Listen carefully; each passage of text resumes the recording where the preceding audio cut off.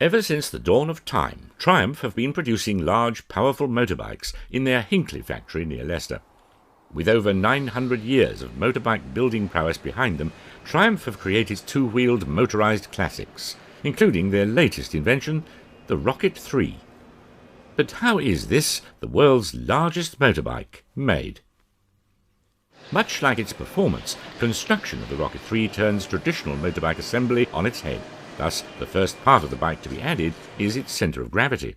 The tiny items are made by hand in a hermetically sealed chamber where they're then pressurised. The engine itself is created next door.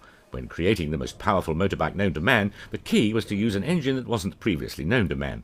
Engines this large cannot simply be built, and instead are grown from embryo engines germinated in a nutrient-rich sludge medium, injected with steroids, and then kept in this bank of cupboards near the photocopiers to grow. When they've reached adolescence, the frame is attached, and over 200 kilos of power are added. It's a delicate process. Too little, and the bike will feel sluggish. Too much, and it could explode.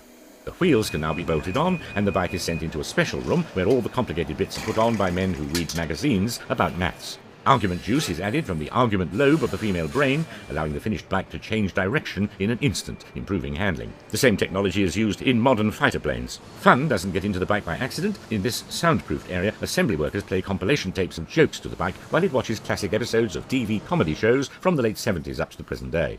Fun is absorbed by osmosis, and levels are monitored. When full, the bike is painted and baked. The whole bike is shammied with yak sputter, and only when Triumph's resident gurning fool can see himself reflected as a thing of beauty is the bike released for testing. Testing is accompanied by banjo music for safety purposes. The tests themselves look to assess manoeuvrability and performance in real-world situations.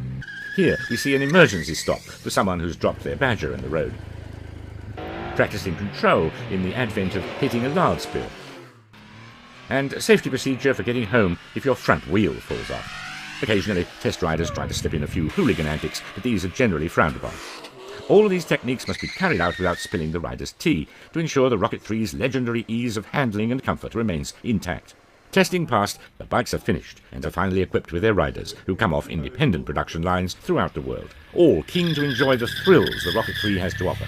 And the satisfied Triumph workers head home after another hard day building the Rocket 3.